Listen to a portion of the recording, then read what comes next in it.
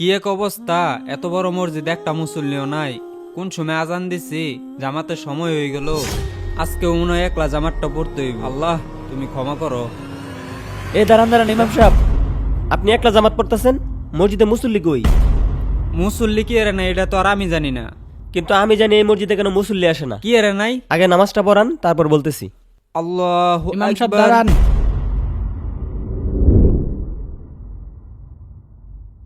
আসসালামু আলাইকুম রহমতুল্লাহ। আল্লাহু আকবার। আস্তাগফিরুল্লাহ আস্তাগফিরুল্লাহ। আচ্ছা ইমাম সাহেব, আপনাদের এই মসজিদের সভাপতি কে? সভাপতি তো এই যে উনি। আপনি সভাপতি? হ্যাঁ আমি। আচ্ছা সভাপতি সাহেব, আপনাদের এই এত বড় মসজিদে জামাতের সময় একটা মুসল্লি নাই কি জন্য? এই মসজিদে এসি লাগাইলাম, ফ্যান লাগাইলাম, টাচ করলাম, এরপরেও কেলিকেদা মানুষ আসে না, এটা তো করফাই না। কিন্তু আমি জানি জামাতের সময় এই মসজিদে কেন মুসল্লি আসে না। কেন? তাহলে শুনেন, আমরা যখন ছোটবেলা মক্তবে যাইতাম। শহীদ, ওই শহীদ, মাদ্রাসায় যাবি না? মাদ্রাসার সময় হয়ে গেছে। হে হে, চল চল। আমি সবার আগে উঠছি আঙ্গর বাড়ির মধ্যে। আমি অবয়ের ফজর আগে উঠে তো গেলে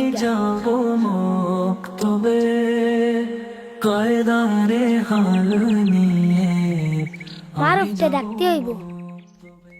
মারুফ, ওই মারুফ, জাল না খুল, মাদ্রাসার সময় হয়ে গেছে। মাদ্রাসায় যাবি না? এসি তো আমাদের এক কোন আছে, যাও তোমরা, আমার ভোলা যাইতো না। মারুফ যাইতো না রে, চল যাই গা। আমি যাব মক্তবে।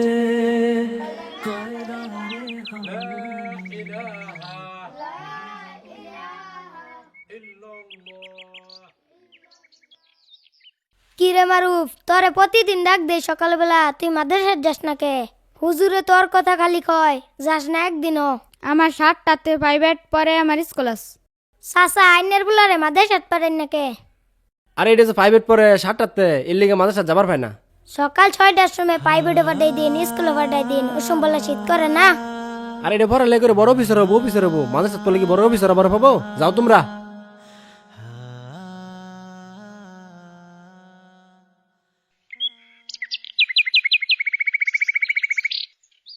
কি ব্যাপার, মক্তব তো শুরু হওয়ার কথা, সকাল সকাল আসলাম। আর আমি তো ছোট থাকতে এই সময় মক্তবে আসতাম।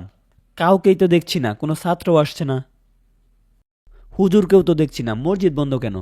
এ ছেলেরা দাঁড়াও, তোমরা এত ভোরবেলায় কোথায় যাচ্ছ? আমরা তো প্রাইভেটও যাইতেছি। প্রাইভেট? প্রাইভেট কয়টা থেকে? আমার প্রাইভেট তো 7টা থেকে। এখন তো 6:30 বাজে, মক্তব শুরু হওয়ার কথা, তোমরা মক্তব পড়বা না? মক্তব কি? মক্তব কি মানে? মক্তব তো হচ্ছে দিনী শিক্ষার একটা ব্যবস্থা। আমাদের এলাকায় তো আমার এলাকার তো এইগুলো নাই, চলে না। কি বলো, নাই? আচ্ছা ঠিক আছে, যাও তাহলে। ব্যাপারটা বুঝলাম না। আচ্ছা দেখি অন্য মসজিদে যাইয়া। আসসালামু আলাইকুম।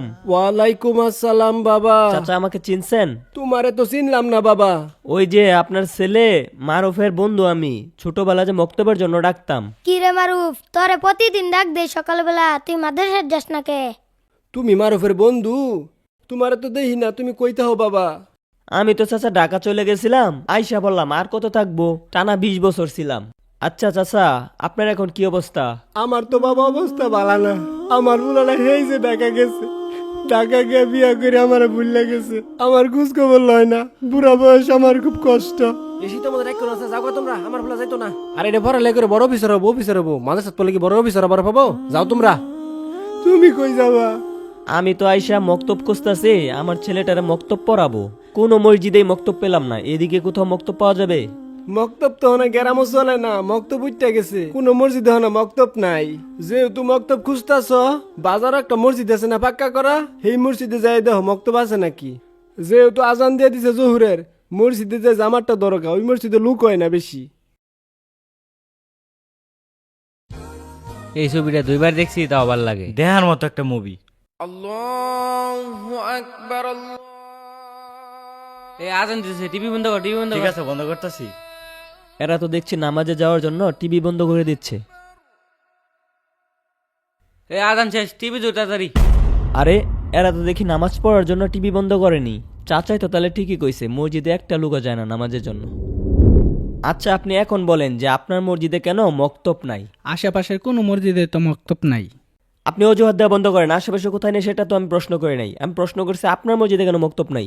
আসলে মসজিদের তো অনেক খরচ, এই কারেন্ট বিল ইমামের বেতন সব মিলিয়ে মক্তব চালু করা সম্ভব হয় না। চুপ করেন, আপনি খরচ বাদ দেন। আপনার খরচ থাকে না কেন? এত বড় মসজিদের মধ্যে আপনি টাইলস লাগান, এসি লাগান, আপনি সব কিছু করতে পারেন। আপনি একটা মক্তব চালু করতে পারেন না কি কারণে? প্রয়োজন হলে আপনি টাইলস বিক্রি করেন, বাজারে এসি বিক্রি করেন, তবু আপনি মক্তব চালু করেন। আর যদি মক্তব চালু করতে না পারেন তাহলে আপনি পদত্যাগ ঘোষণা করেন। আপনি এখানে স্বর্ণ দিয়ে মসজিদ বানিয়ে কি করবেন? যে মসজিদের আশেপাশে সব মদখোর জুয়াচুরে ভরে গেছে, এই মসজিদে কে সালাত আদায় করতে আসবে? আপনি এই মসজিদে মক্তব দিনী শিক্ষার ব্যবস্থা চালু করেন। যদি মসজিদ নাও থাকে তবুও মানুষ খোলা মাঠে নামাজ পড়ার জন্য আসবে। বাংলাদেশে মাত্র 10% হচ্ছে মাদ্রাসা শিক্ষিত, আর 90% হচ্ছে জেনারেল শিক্ষিত।